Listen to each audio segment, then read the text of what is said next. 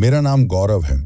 मैं दिल्ली में रहता हूं और मेरी जिंदगी एक आम 30 साल के इंसान की तरह है। सुबह 9 बजे ऑफिस, शाम को दोस्तों के साथ थोड़ी बहुत गपशप। मैं हमेशा से थोड़ा डरपोक रहा हूं, खासकर अंधेरे में।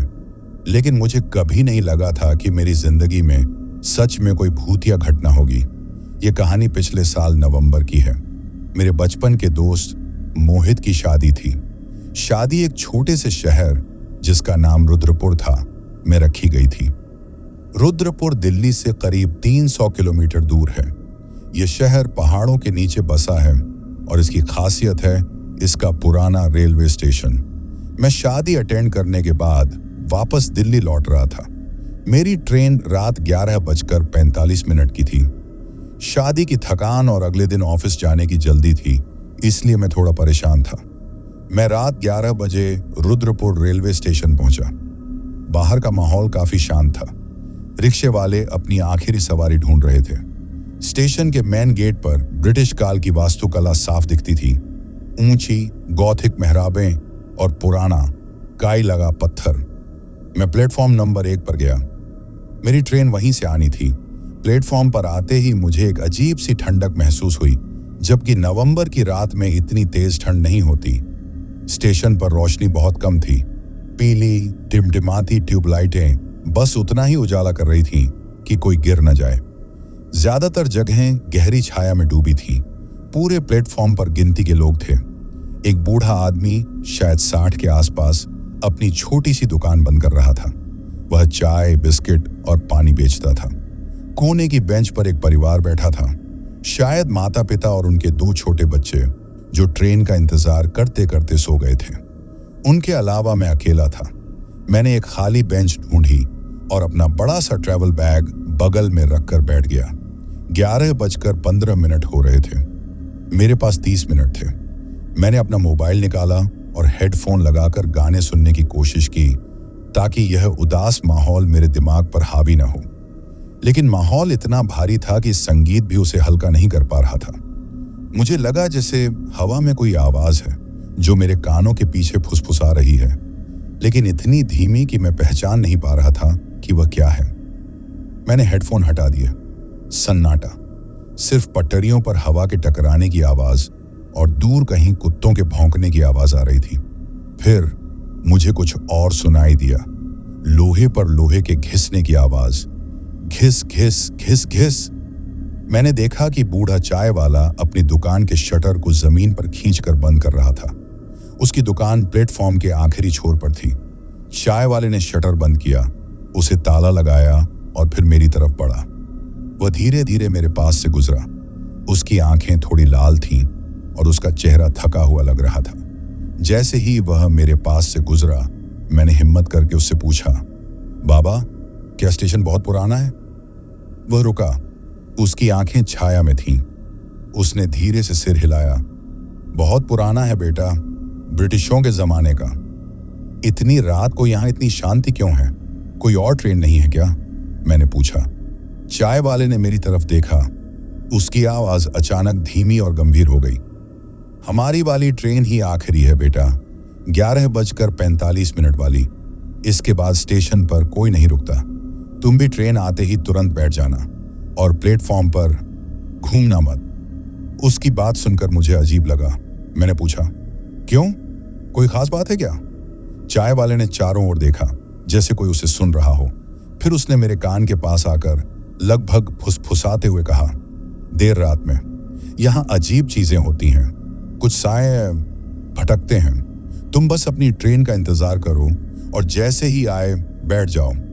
इतना कहकर वह तेजी से आगे बढ़ गया और स्टेशन के गेट की तरफ चला गया। उसका चलना सामान्य नहीं था। वह लगभग भाग रहा था। चाय वाले के जाने के बाद प्लेटफॉर्म और भी ज्यादा खाली और डरावना हो गया। अब मैं अकेला था। वह परिवार जिसके बच्चे सो रहे थे, वह भी शायद कुछ देर पहले किसी और प्लेटफॉर्म पर चली गई थी। मैंने घड़ी देखी, 11:30 हो गए थे। अब बस 15 मिनट बचे थे। मैंने खुद को शांत करने की कोशिश की, लेकिन चाय वाले की बातें मेरे दिमाग में घूम रही थीं। कुछ साए भटकते हैं। तभी मेरी नजर प्लेटफॉर्म के दूसरे सिरे पर गई, जहां चाय की दुकान थी। अंधेरा बहुत ज्यादा था। मुझे लगा जैसे कोई लंबा पतला साया दुकान के बंद शटर के पास धीरे धीरे हिल रहा है। मैंने अपनी आंखें मलीं और फिर से देखा। इस बार वह साया गायब था। मुझे लगा कि शायद यह मेरी आंखों का धोखा है या मेरी घबराहट मुझे चीजें दिखा रही हैं। मैंने गहरी सांस ली और वापस अपने मोबाइल में ध्यान लगाने की कोशिश की, लेकिन अब मैं हर आवाज पर चौकन्ना हो रहा था। हर छोटे से खट की आवाज मेरे दिल की धड़कन बढ़ा रही थी। और फिर मैंने वह आवाज सुनी, एक बहुत ही दबी हुई धीमी आवाज। ये रोने की आवाज थी, लेकिन ऐसी जैसे कोई अपने मुंह पर हाथ रखकर रो रहा हो। यह आवाज बहुत दूर से नहीं आ रही थी, ये यहीं प्लेटफॉर्म पर कहीं से आ रही थी। मैंने धीरे से सिर ऊपर उठाया। मैंने चारों ओर देखा। खाली प्लेटफॉर्म, स्टेशन की पुरानी टूटी हुई छत, कुछ नहीं, लेकिन रोने की आवाज अभी भी थी। बहुत धीमी, लेकिन इतनी साफ कि मैं उसे नजरअंदाज नहीं कर सकता था। यह आवाज ट्रैक के बीच से आ रही थी, जहां अंधेरा सबसे घना था। मैंने डर के मारे अपना बैग मजबूती से पकड़ लिया। अब मैं जानता था कि यह मेरी कल्पना नहीं है। तभी रोने की आवाज रुक गई और उसकी जगह एक दूसरी आवाज ने ले ली। वह आवाज थी किसी के धीरे धीरे नंगे पांव जमीन पर चलने की। चप्पल की आवाज नहीं, जूते की नहीं, सिर्फ नंगे पैर के घिसने की, घसीट घसीट की आवाज। और वे आवाज मेरी तरफ आ रही थी।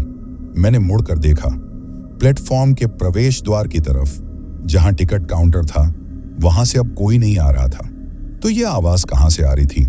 मुझे अचानक याद आया कि स्टेशन पर एक पुराना बंद टीटीई का ऑफिस भी था, जो प्लेटफॉर्म के बीचों बीच बना था।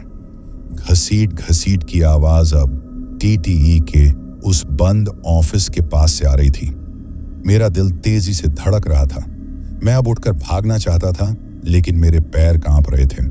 मैंने हिम्मत की और उस बंद ऑफिस की खिड़की की तरफ देखा। खिड़की पर मोटी लोहे की सलाखें लगी थी। अंदर गहरा अंधेरा था और तभी मुझे उस अंधेरे के अंदर कुछ दिखाई दिया। 2 चमकती हुई लाल आंखें। वे आंखें मुझे घूर रही थीं। वे स्थिर थीं, लेकिन उनमें एक भयानक भूखी चमक थी। मैं ठिठक गया।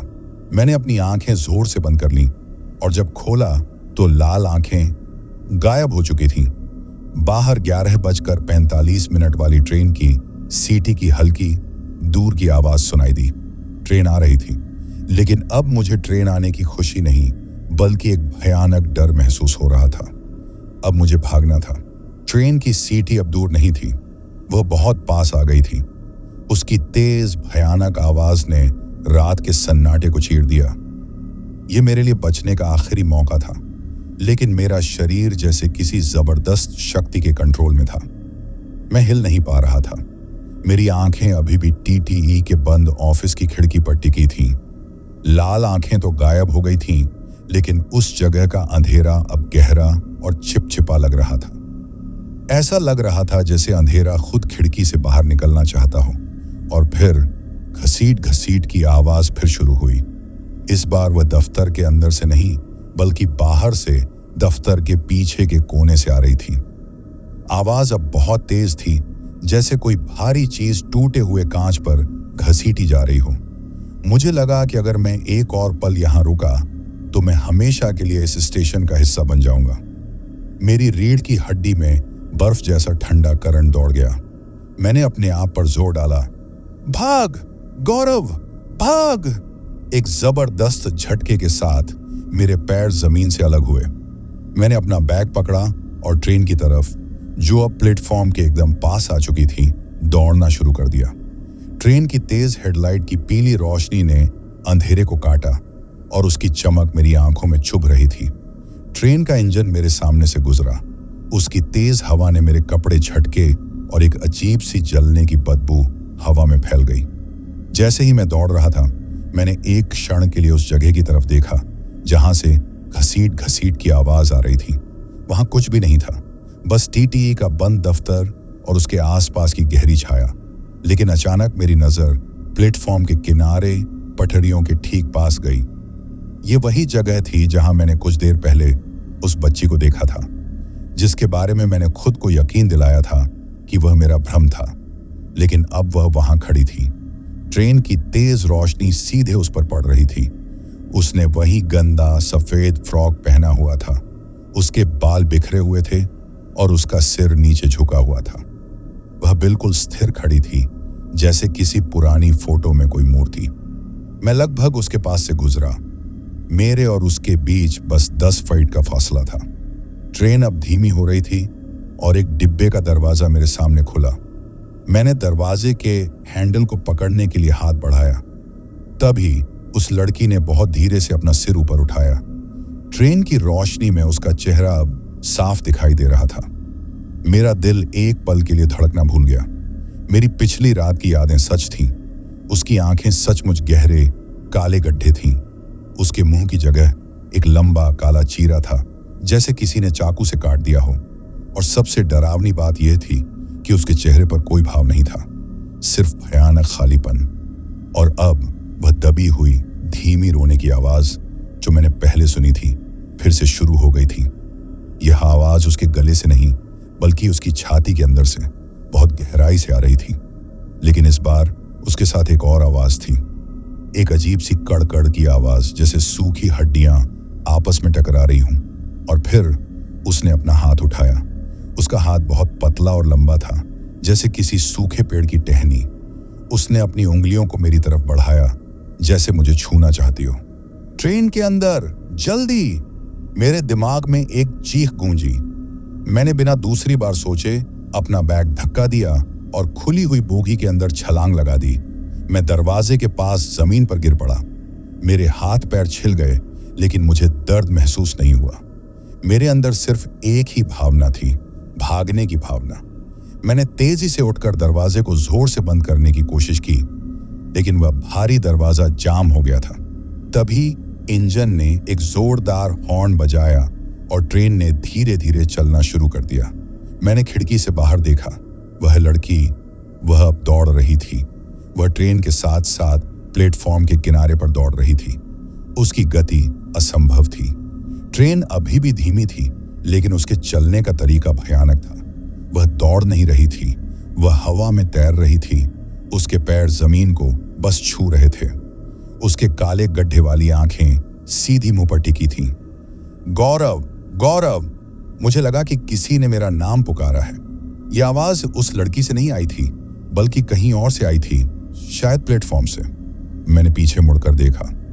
प्लेटफॉर्म काफी दूर जा चुका था, लेकिन ट्रेन की हेडलाइट की रोशनी में मैंने एक और चीज देखी। एक लंबा साया जो टीटीई के दफ्तर के पास से बाहर निकलकर प्लेटफॉर्म पर खड़ा हो गया था। वह किसी आदमी का साया था, लेकिन उसकी ऊंचाई बहुत ज्यादा थी और वह बिल्कुल स्थिर खड़ा था। उसके हाथ लंबे और लटके हुए थे। और जैसे ही ट्रेन ने तेजी पकड़ी, मैंने देखा कि वह लड़की दौड़ते दौड़ते अचानक अपनी पूरी गति से पटरी के बीच में खड़ी हो गई। जैसे ही वह पटरी पर खड़ी हुई, उसने मेरी तरफ देखकर अपना भयानक मुंह खोल दिया।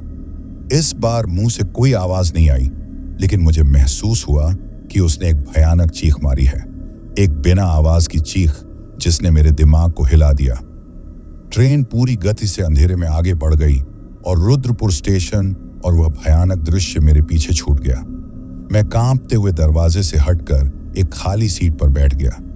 मैं पसीने से तर था और मेरी सांसें तेज चल रही थीं। मैंने चारों ओर देखा। डिब्बे में ज्यादातर लोग सो रहे थे, कुछ अपनी बर्थ पर लेटे थे। मेरे पास वाली सीट पर एक बूढ़ा आदमी बैठा था। उसने एक सादी धोती और कुर्ता पहना हुआ था। वह जाग रहा था और मेरी तरफ देख रहा था। जब मेरी नजरें उससे मिली तो उसने सिर हिलाया।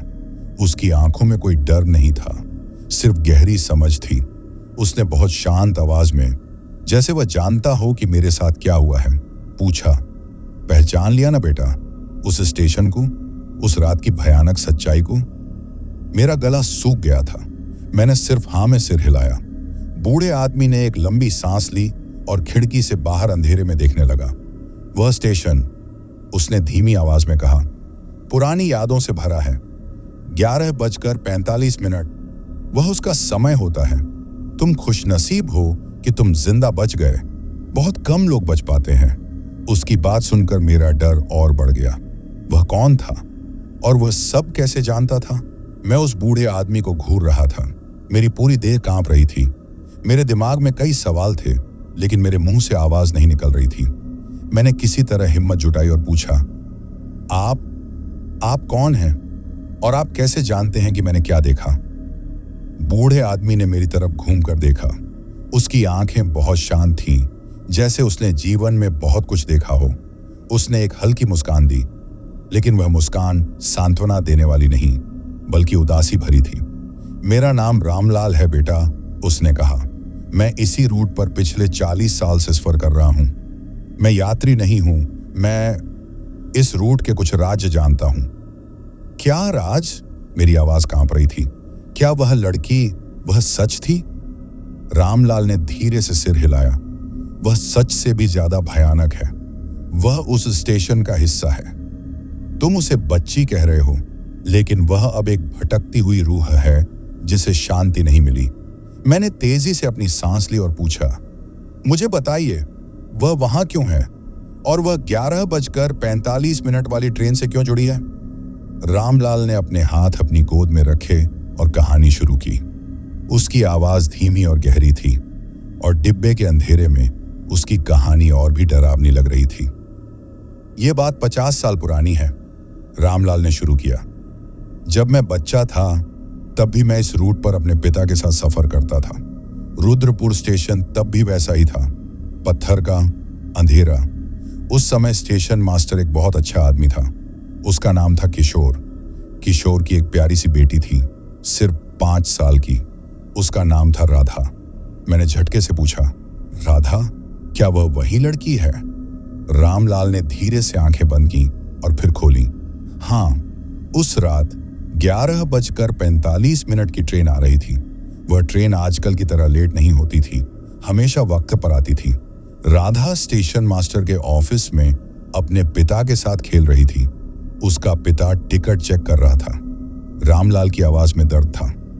ट्रेन आती देखकर राधा अचानक उत्साहित हो गई। स्टेशन पर उस समय आज से ज्यादा भीड़ होती थी। राधा किसी तरह अपने पिता की नजर से बचकर प्लेटफॉर्म पर चली गई। वह शायद ट्रेन को करीब से देखना चाहती थी। और फिर? मैंने पूछा। और फिर? रामलाल ने गहरी सांस ली। ट्रेन आने से ठीक पहले राधा खेलती हुई पटरियों पर चली गई। स्टेशन पर बहुत शोर था, ट्रेन की सीटी, लोगों की आवाज। किसी ने उसे नहीं देखा। जब तक उसके पिता किशोर ने उसे देखा और चिल्लाया, तब तक बहुत देर हो चुकी थी। ट्रेन पूरी रफ्तार में आ चुकी थी। रामलाल ने अपनी आंखें खोली। उनकी आंखों में उदासी थी। राधा की मौत बहुत भयानक थी। उसके शरीर के टुकड़े टुकड़े हो गए। ट्रेन के नीचे 11:45। इस कहानी को सुनकर मेरा पूरा शरीर ठंडा पड़ गया। मुझे वह दृश्य याद आया जब वह लड़की ट्रेन के पास खड़ी थी, और फिर मेरे दिमाग में वह लंबा साया आया जो मैंने टीटीई के दफ्तर के पास देखा था। मैंने रामलाल से पूछा, लेकिन वह लंबा साया कौन था? मैंने टीटीई के ऑफिस के पास भी कुछ देखा था। लाल आंखें। रामलाल ने सिर हिलाया।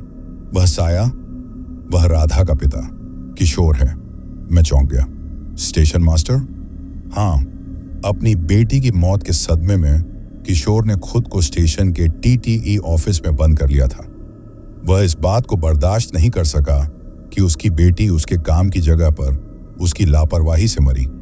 कुछ दिनों बाद रात को 12 बजे के आसपास उसने उसी दफ्तर के अंदर खुदकुशी कर ली।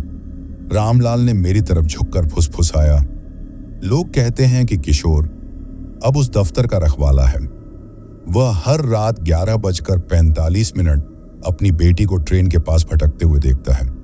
वह गुस्से में है। वह उन यात्रियों से नफरत करता है जो उसकी बेटी की मौत की ट्रेन में सफर करते हैं। तो वह लाल आंखें वह किशोर की थी? मैंने पूछा।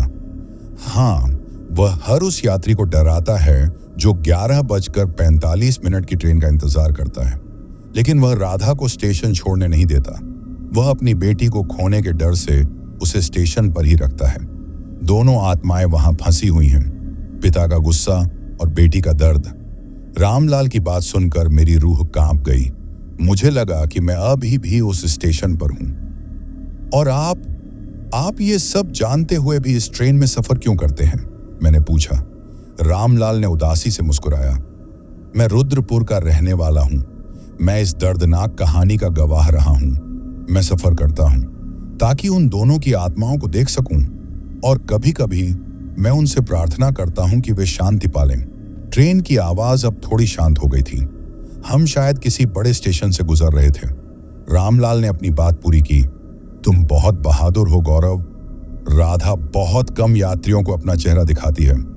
तुम उसके चंगुल से इसलिए निकल पाए क्योंकि तुम जैसे ही ट्रेन में चढ़े, किशोर की आत्मा ने तुम्हें ट्रेन के सफर का हिस्सा मान लिया। वह अपनी बेटी को इस ट्रेन से दूर रखता है, लेकिन जो इस ट्रेन में चढ़ जाता है वह उसका कुछ नहीं बिगाड़ पाता। तो क्या मैं अब सुरक्षित हूं? रामलाल ने एक गहरी सांस ली और मेरी तरफ देखा। ट्रेन के अंदर? हां, लेकिन वह स्टेशन तुम्हें कभी नहीं भूलेगा और तुम कभी उस स्टेशन को नहीं भूलोगे। और यह सिर्फ शुरुआत थी बेटा। कुछ आत्माएं इतनी शक्तिशाली होती हैं कि वह तुम्हें मानसिक रूप से दूर से भी डरा सकती हैं। रामलाल की बातों ने मेरे अंदर एक नया डर पैदा कर दिया। शारीरिक खतरा तो टल गया था, लेकिन क्या अब मानसिक आतंक शुरू होगा? मैंने रामलाल से और पूछने की कोशिश की, लेकिन वह उठकर अपनी बर्थ की तरफ चला गया, जैसे उसका काम पूरा हो गया हो। मैं अकेला रह गया। खिड़की के बाहर घना अंधेरा था, लेकिन मेरी आंखों के सामने अभी भी राधा का भयानक काला गड्ढे वाला चेहरा घूम रहा था। मुझे पता था कि यह रात अभी खत्म नहीं हुई है। रामलाल के चले जाने के बाद डिब्बे में फिर से सन्नाटा छा गया। ट्रेन अब पूरी रफ्तार में थी। पहियों की लगातार धम धम की आवाज और खिड़की से आती हवा का शोर ही अब एकमात्र आवाजें थीं।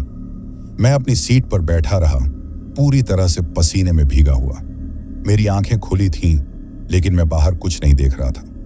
मैं सिर्फ राधा और किशोर की भयानक कहानी को अपने दिमाग में दोहरा रहा था। राधा का फटा हुआ मुंह, किशोर की लाल आंखें। रामलाल ने कहा था, वह स्टेशन तुम्हें कभी नहीं भूलेगा। मुझे इस बात का मतलब कुछ ही देर में समझ आने लगा। मैं अपनी सीट पर सीधा बैठा था, अपनी पीठ को सीट से लगाए हुए। तभी मुझे लगा जैसे मेरे कंधे पर कोई बहुत ठंडा हाथ रखा गया है। ठंड इतनी अचानक और तेज थी कि मैंने लगभग चीख मार दी। ये ऐसी ठंड थी जैसे किसी ने बर्फ का टुकड़ा सीधे मेरी त्वचा पर रख दिया हो। मैंने तुरंत पीछे मुड़कर देखा। पीछे कोई नहीं था, सीट खाली थी। मैंने तेजी से अपने कंधे को छुआ। मेरी शर्ट उस जगह पर गीली और ठंडी महसूस हो रही थी, लेकिन वहां कुछ भी दिखाई नहीं दे रहा था। मैंने खुद को समझाया, यह सिर्फ मेरी घबराहट है। ट्रेन में हवा का झोंका आया होगा। मैंने गहरी सांस ली और खिड़की की तरफ देखने लगा। ट्रेन अंधेरे खेतों और जंगलों के बीच से गुजर रही थी। अंधेरा इतना घना था कि खिड़की एक बड़े काले आईने जैसी लग रही थी, और अचानक उस काले आईने में मैंने अपने पीछे एक परछाई देखी। ये मेरी परछाई नहीं थी। वह परछाई बहुत छोटी थी, एक छोटी लड़की के कद की। उसके बाल बिखरे हुए थे और उसने कुछ सफेद पहना हुआ था। मेरा गला सूख गया। यह राधा थी। वह ट्रेन के अंदर नहीं थी, लेकिन वह खिड़की के कांच पर मेरी परछाई के साथ दिखाई दे रही थी। उसने अपना सिर झुका रखा था। मैंने डर के मारे अपनी आंखें कसकर बंद कर लीं और जोर से नहीं फुसफुसाया। मैंने अपनी आंखें खोली। वह परछाई अभी भी वहीं थी, कांच पर चिपकी हुई, मेरी पीठ के ठीक पीछे।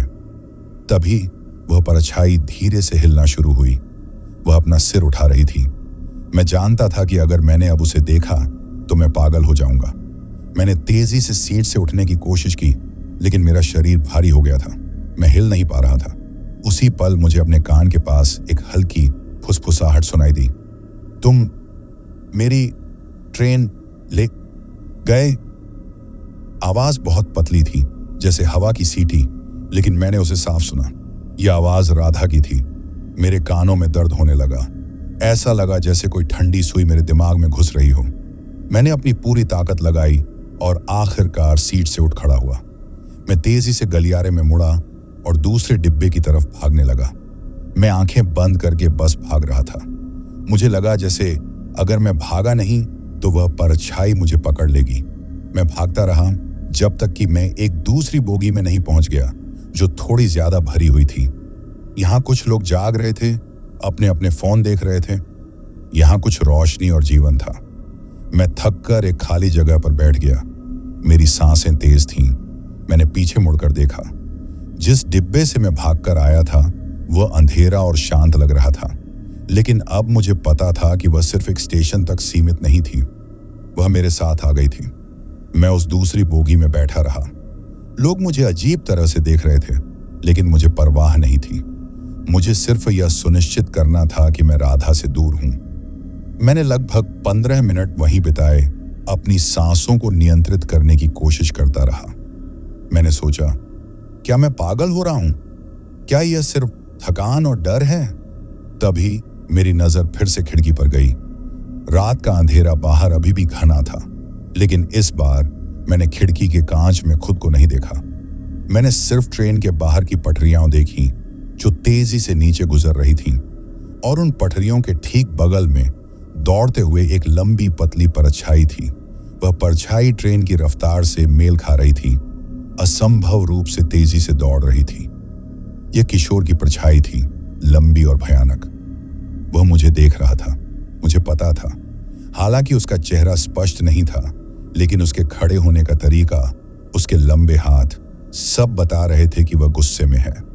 वह स्टेशन से बाहर नहीं आ सकता था, लेकिन वह मेरी ट्रेन के साथ दौड़ रहा था, जैसे मुझे चेतावनी दे रहा हो। मेरी आंखों में आंसू आ गए। मैं इस भयानक खेल का शिकार बन गया था। मैंने तुरंत खिड़की से दूर अपनी आंखें फेर ली और दूसरी दिशा में देखने लगा। मैंने देखा कि रामलाल, वही बूढ़ा आदमी, इस डिब्बे के कोने में चुपचाप बैठा था। वह जाग रहा था और मेरी तरफ देख रहा था। जब मैंने उससे आंखें मिलाईं तो उसने अपना होंठ दबाया और धीरे से सिर हिलाया। उसका मतलब साफ था, मैंने तुम्हें चेतावनी दी थी। रामलाल ने मुझे अपने पास बुलाया। मैं डरते डरते उसके पास गया और उसके बगल में बैठ गया। मैंने फुसफुसाया, बाबा, वह मेरे साथ आ गई है। राधा और वह लंबा आदमी, वे बाहर दौड़ रहे हैं। रामलाल ने मेरी तरफ देखा। उसकी आंखें उदास थीं। मैंने कहा था ना बेटा, वे तुम्हें नहीं भूलेंगे। राधा तुम्हें तुम्हारी ट्रेन में नहीं मारेगी, लेकिन वह तुम्हें इतना डराएगी कि तुम खुद ही मरना चाहोगे। यह उनका तरीका है बदला लेने का। मुझे क्या करना चाहिए? मैं लगभग रोने लगा। रामलाल ने अपनी धोती से एक छोटा पुराना धातु का ताबीज निकाला। वह ताबीज बहुत ठंडा था, जैसे उसे जमीन से निकाला गया हो। यह ले लो, उसने कहा। यह ताबीज मेरी दादी ने मुझे दिया था। यह किसी आत्मा को तुम्हें छूने नहीं देगा जब तक तुम ट्रेन के अंदर हो। इससे कसकर पकड़ो और सो जाओ, और आंखें बंद रखना। मैंने बिना किसी सवाल के वह ठंडा ताबीज ले लिया और उसे अपनी मुट्ठी में कस लिया। रामलाल ने मुझे आश्वासन दिया, जाओ, अब अपनी सीट पर जाओ, और याद रखना, दिल्ली पहुंचने तक आंखें मत खोलना और खिड़की से बाहर मत देखना। अगर तुमने किया तो तुम उन्हें अंदर आने का मौका दे दोगे। मैं कांपते हुए खड़ा हुआ, उस ताबीज को अपने सीने से लगाया और अपनी पुरानी सीट की तरफ लौट गया। रामलाल ने मुझे एक आखिरी चेतावनी दी। उन्हें पता है कि तुम डर रहे हो, यही उनकी ताकत है, डरो मत। मैं अपनी सीट पर वापस गया और बैठ गया। ताबीज ठंडा था, लेकिन जैसे ही मैंने उसे पकड़ा, मुझे थोड़ी सी ताकत महसूस हुई। मैंने अपनी आंखें कसकर बंद कर ली। मैं जानता था कि अगर मैंने आंखें खोली तो मुझे फिर से राधा की परछाई दिखाई देगी या किशोर की आंखें। ट्रेन चल रही थी। मैं अपनी सीट पर बैठा रहा, उस ताबीज को कसकर पकड़े हुए। मेरे कान में अभी भी राधा की फुसफुसाहट गूंज रही थी, तुम मेरी ट्रेन ले गए। और अब मुझे कुछ और भी सुनाई देने लगा। यह घसीट घसीट की आवाज नहीं थी, यह बच्चों के खेलने की आवाज थी, हंसने की आवाज, भागने की आवाज, ठीक मेरे सिर के ऊपर ट्रेन की छत पर। मैंने ताबीज को अपनी मुट्ठी में और कसकर पकड़ लिया। रामलाल ने कहा था, उन्हें पता है कि तुम डर रहे हो, यही उनकी ताकत है। मैं आंखें बंद करके बैठा रहा, लेकिन अब मेरे सिर के ठीक ऊपर ट्रेन की छत पर बच्चों के खेलने और भागने की आवाजें आ रही थीं। धम धम धम धम। ये आवाज ऐसी थी जैसे कोई छोटे नंगे पांव तेजी से दौड़ रहे हों। साथ में बच्चों के हंसने की तीखी डरावनी आवाजें थीं। राधा की हंसी, ये हंसी भयानक थी क्योंकि यह रोने से भी ज्यादा असहज थी। ये हंसी ऐसी थी जैसे कोई मजाक उड़ा रहा हो, मेरी लाचारी पर हंस रहा हो। आवाजें बढ़ती जा रही थीं। अब सिर्फ हंसी और दौड़ने की आवाजें नहीं थी। अब ऐसा लगा जैसे कोई भारी चीज छत पर घसीटी जा रही है, ठीक उसी तरह जैसे किशोर स्टेशन पर घसीट घसीट की आवाज कर रहा था। मुझे लगा कि किशोर राधा को छत पर दौड़ा रहा है और वे दोनों मिलकर मुझे ट्रेन के अंदर से ही डरा रहे हैं। मैंने अपनी मुट्ठी में ताबीज को इतनी जोर से दबाया कि मेरी हथेली में दर्द होने लगा। ताबीज ठंडा था, लेकिन मुझे उससे एक अजीब सी गर्माहट महसूस हो रही थी। शायद यह मानसिक शक्ति थी जो रामलाल ने मुझे दी थी। तभी बच्चों के खेलने की आवाजें अचानक रुक गईं। एक भयानक चुप्पी छा गई।